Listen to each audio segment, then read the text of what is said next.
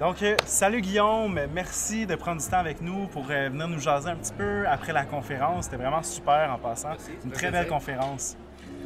Alors, pour commencer, parce que nos auditeurs et auditrices n'étaient pas présents aujourd'hui, est-ce que tu peux nous expliquer un peu dans quel domaine tu œuvres? Bien, je travaille pour Syntec Agroalimentaire. On est un centre collégial de transfert technologique ici à Saint-Hyacinthe. Donc, ça fait plus de 25 ans qu'on existe. Puis, on travaille avec les entreprises de toute taille, mais de tout secteur, que ce soit autant la production, des fois, production végétale. Ça va être plus au niveau post-récolte qu'on va travailler avec eux autres pour comment s'assurer que leurs produits vont être distribués dans des plus le maximum de canaux de distribution, puis les produits vont durer plus longtemps. On travaille surtout avec l'industrie de la transformation alimentaire, donc comment développer des ingrédients ou des produits qui sont vendus dans le marché du détail institutionnel, hôtellerie, restauration, tous ces produits-là. Super. Puis j'aimerais ça savoir aussi un peu, vous, chez Syntec, c'est quoi un peu la relation que vous entretenez justement avec la relève? Comment vous les aidez? Comment vous les accompagnez, admettons? Bien, comme centre collégial de transfert de technologie, on est rattaché au Cégep de Saint-Hyacinthe, donc on a un pont naturel avec eux autres. Donc, on a des étudiants des différents secteurs d'enseignement qui viennent chez nous faire des stages. Donc, à travers des projets, on les amène justement à relever les défis de la transformation. Fait que moi, je pense que ça peut être super intéressant parce que chez nous, mettons, s'ils viennent un mois, 2 mois, 3 mois, bien, ils vont travailler sur toutes sortes de produits. Ils ne vont pas juste travailler dans le yogourt, puis ils vont travailler dans le yogourt, après ils vont travailler un produit de jus, une boisson, des protéines végétales. Donc, à chaque semaine, ils peuvent changer. Fait que quelqu'un qui aime pas la monotonie de travailler toujours la même chose, il va être super satisfait chez nous. Puis après, ça peut lui donner une idée, s'il veut par la suite, aller plus loin dans cette industrie-là. Parce que des fois, je pense que les stages, c'est ça la beauté, c'est de voir qu'est-ce qu'on aime, qu'on n'aime pas, pour choisir notre future profession. Ben oui, absolument, c'est super. Puis est-ce que, justement, à ce niveau-là, est-ce que vous avez observé un peu pour vous, c'est quoi les difficultés, mettons, que la relève en ce moment au niveau de la transformation rencontre? Bien, au niveau de l'entrepreneuriat, au niveau... Bien, en fait, on lançait ça large, dans le fond, soit vraiment au niveau de l'entrepreneuriat ou même au niveau de la transformation alimentaire en tant que telle. Puis ça peut être aussi relié avec comme les outils que vous venez offrir aussi à certains niveaux, tu sais. Oui. Bien, c'est sûr que c'est un monde très compétitif. Tu sais, le marché de détail, on va à l'épicerie, il y a des dizaines de milliers de produits qu'on a là. Donc, il faut constamment innover, là, parce que sur 10 produits lancés, il y en a seulement 2 qui vont être encore sur les tablettes au bout d'1 an et demi. Ah, ouais. Pourquoi? Parce qu'il y en a beaucoup des entrepreneurs, c'est leur flair, donc managérial, fait qu'ils lancent les produits, ils pensent qu'ils ont l'idée de génie. Il y en a qui ont des très bons, ça fonctionne très bien. Il y en a d'autres, des fois, il faut tester auprès de consommateurs. Donc, nous, on aide à 2 niveaux. On peut aider justement à développer le produit avec nos équipes R&D, donc développer la formulation, le procédé de transformation, tout s'assurer que l'assurance qualité, le côté réglementaire, une fois que c'est développé, bien, pas à la fin, mais à différentes étapes du processus de développement, on va tester auprès de consommateurs parce qu'on veut s'assurer que le produit rencontre les goûts et les attentes des consommateurs. Parce que c'est une expérience organoleptique. Hein. À tous les jours, on mange des produits, à toutes les semaines, ça dépend de la catégorie de produits. Il y en a que c'est à tous les jours. Du lait, on va en prendre, ça dépend des personnes, mais moi, j'en prends tous les jours. Mais il y a d'autres produits qu'on utilise moins souvent. Mais à chaque fois qu'on a une expérience organoleptique avec le produit, si c'est pas au rendez-vous, bien, il va aller acheter un autre produit, une autre marque. Où, les gens ont une capacité monétaire X par semaine. Puis en fonction de ça, ils font des choix. Donc, il faut s'assurer que l'expérience, à chaque fois, c'est au rendez-vous, puis ça soit intéressant pour eux autres, puis qu'ils vont continuer à acheter la marque ou le produit.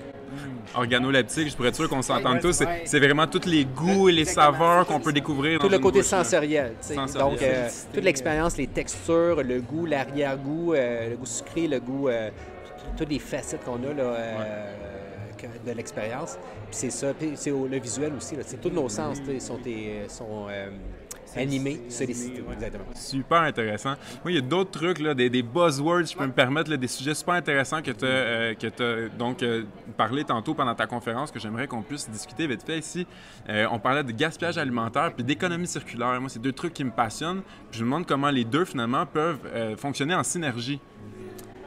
Bien, justement, effectivement, au niveau du gouvernement du Canada, ils ont répertorié la quantité de tonnes c'est 35,5 millions de tonnes de gaspillage alimentaire à chaque année. Puis ça, c'est un peu partout. C'est pas au niveau, c'est à différentes facettes de la consommation, de la production, de la consommation. Donc, c'est autant au niveau de la production, la transformation, la distribution, la consommation au niveau de détail et au niveau des ménages. Donc, il y a de la place pour faire de l'amélioration partout. Chacun peut y contribuer.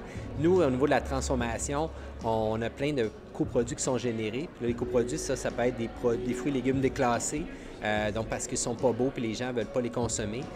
Ça peut être des résidus de transformation. Donc, sur une ligne de production, il y a des résidus de transformation. Fait que tout ça, c'est un potentiel. Fait que nous, on identifie ces flux de coproduits-là qu'on appelle. Après, on va le caractériser. On va dire c'est riche en quoi au niveau nutritionnel, au niveau fonctionnel. Puis après, on va prendre ça et on va créer un ingrédient ou on va mettre cet ingrédient-là dans un produit. Donc, c'est ça l'économie circulaire, c'est de prendre quelque chose qui aurait été allé aux déchets ou qui n'aurait pas eu de deuxième vie. Puis nous, on y donne une deuxième ou troisième vie parce qu'à chaque fois qu'on fait de la transformation, on peut créer des coproduits en nouveau. Fait que le but, c'est à la fin de ne plus avoir de coproduits. En plus d'avoir un produit à valeur ajoutée parce que justement, il compte le gaspillage alimentaire, c'est brillant. Puis je pense dans une ère de développement durable, on veut réduire les gaz à effet de serre. Donc si on justement fait cette économie circulaire-là, on a une empreinte positive au niveau du développement durable. J'aimerais souligner l'exemple aussi que j'ai adoré de Blanc de Gris, parce que j'ai déjà participé à cette entreprise-là qui réussissent à faire du pleurote frais à partir de drèche de microbrasserie. Donc, réutilise la drèche de microbrasserie, fait un super produit à valeur ajoutée. Puis c'est les chefs puis tous les mangeurs qui en sortent bien contents. C'est un super bel exemple. Puis ils ont gagné des prix justement au niveau de programme du gouvernement du Canada.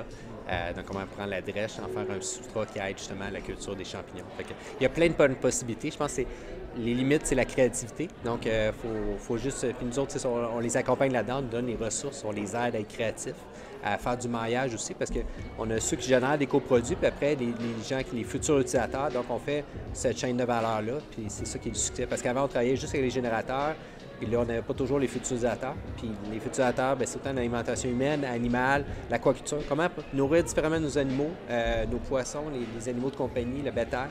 On peut prendre ces coproduits-là pour justement faire des différents types de moulées ou différentes alimentations. Super intéressant. C'est vraiment intéressant. Merci de prendre du temps aussi avec nous pour nous expliquer tout ça.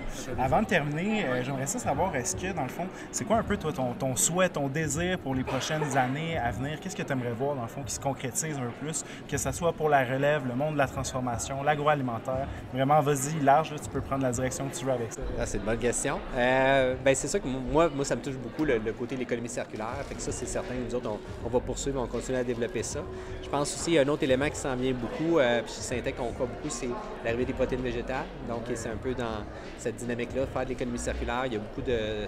Fait qu'on a plusieurs zénatiques qu'on a développées à la Centre d'expertise en protéines végétales, l'incubateur de protéines végétales, qu'on aide des startups à se lancer, à se développer.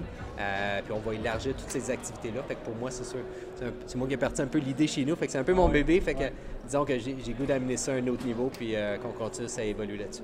Super, fascinant, passionnant. Merci. Est-ce que je peux te serrer la pince? Oui. Yes, merci. Merci, Guillaume. Fait que, félicitations pour votre balado. Merci, c'est super gentil. Merci à tout le monde d'avoir écouté ça. Puis, manquez pas aussi les prochaines entrevues qu'on va avoir avec les autres panélistes du sommet de la FAC, de la relève agricole. Donc, merci la gang. Salut.